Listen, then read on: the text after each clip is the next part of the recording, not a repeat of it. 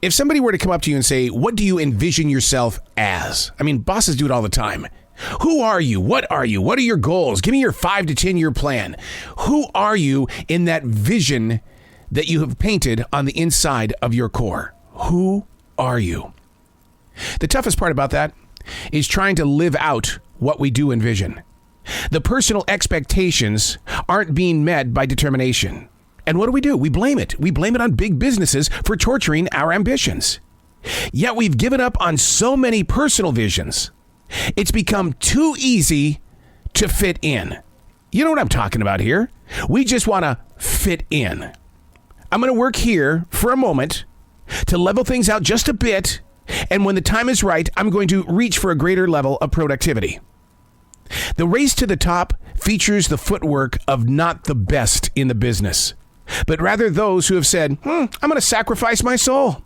I don't care how many hours I put in. Yeah, I'm going to get to the top because when I'm up there, I won't have as much work to do because everybody else will be doing it for me.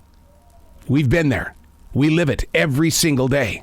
Those who can take time and do things with it that others say, it's too painful. The thought of working in those hours and on those schedules is something that many of us have set aside. A very successful company is always looking for newer ways to cut back. It doesn't matter how challenged those on board are. Less always means more. When trying to live out what we envision, our ambitions are stuffed into a box. It's easier to just fit in.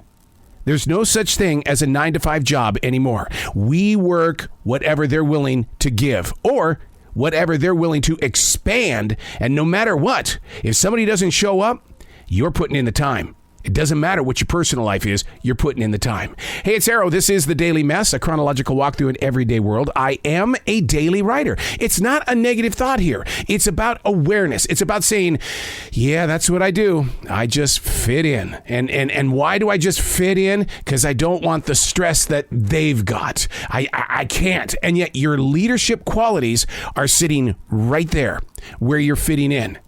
Decisions that need to be made are right there where you decided to fit in when they could be up here. But it's the way that people are treated and the expectations from those above them that keeps you from saying, okay, nope, I'm not going to do it. I'm okay. I'm just going to fit in. This is The Daily Mess. I try never to come to these pages holding on to something negative because I believe inside my soul that winning is a choice. And the sad part about that is that negative is no different. Although the feeling might be present, it doesn't mean that it has to be lived out. It's not like a light switch where you can just turn it on, turn it off.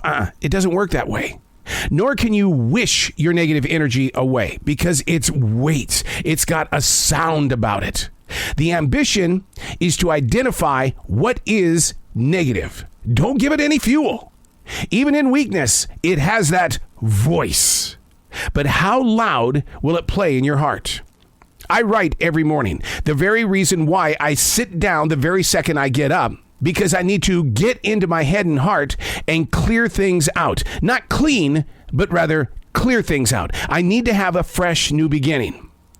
I don't always wake up in a great mood, nor do I expect to.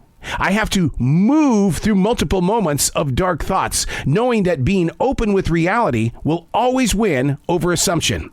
And things that will change will be met with a stronger soul. But here we are, with life moving so quickly that I guarantee whatever thoughts are going through your head right now, they will be long forgotten in 1 hour, maybe even 2. Fitting in. We would love to find that one place where we can make the money, have the workplace success. But we've chosen to fit in. Oh, I'm guilty of that. My radio career took a spin when I said, man, I'm tired of coming to work feeling like I'm going to get fired every day because that's what it is. It's all about the ratings. And if you don't have the ratings, well, you're not making money for the radio station. So I feared for 26 years. Oh my God. Why? Last month we were number 1. This month we're number 5. How is that possible? And you fear and you fear and you fear.